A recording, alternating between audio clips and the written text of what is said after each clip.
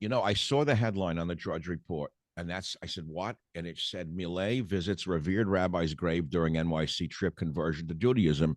And I jumped up. I said, oh my God, I have to see this. I never knew the guy was Jewish with a yarmulke.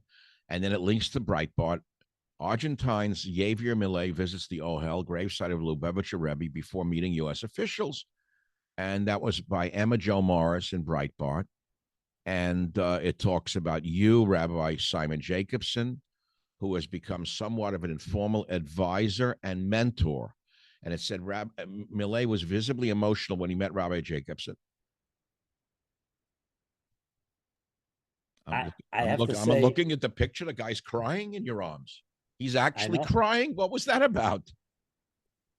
I wish I could tell you that I know him for many years, and it was like a reunion. You know, you cried. That's what it looked like. It looked like, yeah. Grandfather, I've been waiting to see you again. I honestly don't have the right words, but I'll just say this. I think he sees in me like some type of, like, I represent some ancient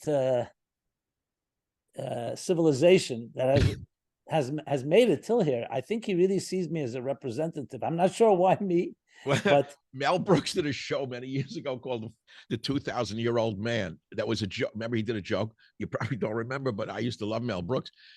And he did a thing called The 2,000-Year-Old Man. So he sees you. He sees the ancient Bible come to life, right? Absolutely, absolutely. And I think he again, he senses. I think it's 4,000 years old if you count from Abraham.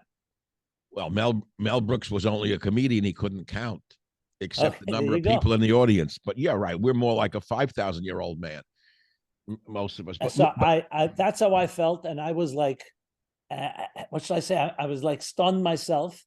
But you know, you never know the bigger plan. There's so many bizarre things going on today, Michael. Look, in Israel and so on. So maybe God is sending us a message that I do have your back. I'll send you somebody who's a little spiritual. Maybe he can bring some hope to all of us. You know, you mentioned something, a little move. So I have this book that some religious person in Chabad sent me, My Gulag Life. I'm sure you know the book, by Reb Mendel for Turfas, who was sent to the Gulag for opening Chabad houses in Russia and suffered terribly. So he writes in a little page every move, God blessed me with much pain. I thought that was one of the most interesting lines I ever read. God blessed me with much pain and heartache. And because of my time in the Gulag, many health issues, if I move my hand the wrong way, it can cause pain in another area. I learned that a person needs to be careful about every move they make. Who knows what effects it will have? I thought that's an amazing page. Right. And you're saying these things don't happen by accident. A thing like this. Absolutely. I mean, look, he won by a landslide. It's true that Argentina is desperate. They have got high inflation and other issues of corruption. But meeting him, I have to tell you, has given me a renewed hope, because he has some tremendously healthy attitudes. I know he's been seen with a chainsaw, and he has all these stuff. He's been compared to Trump, but he's very, very different, in my view. And you know, my concern, to be honest, my prayers for him, that he should not be brought down by the corrupt establishment who are probably going to see him as a threat and do everything possible to make sure he doesn't succeed. Well, they're doing that. Anyone who's not a socialist or a leftist or worse, they demonize and they make up stuff about them. What well, we know about his politics so far, and that he met you, okay, and the Jews of Argentina. First of all, there was that bombing years ago by the haters of the Jewish people. Is there religious freedom in Argentina, Rabbi, as of now?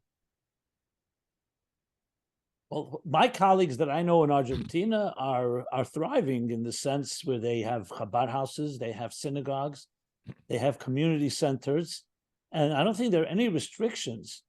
You know, Argentina has always had, as we know, pro-Nazi sentiments, but right now I think the Jewish community thrives. And besides, economically, they have their issues, but I don't think there's any active discrimination. I mean, more than other places in the world.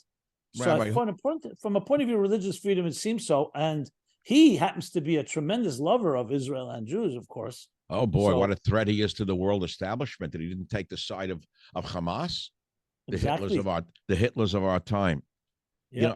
I watch these pictures on TV of the Hamas wearing full masks on their face, and I'm reminded of the Ku Klux Klan, which the American left doesn't let us forget for 1 second.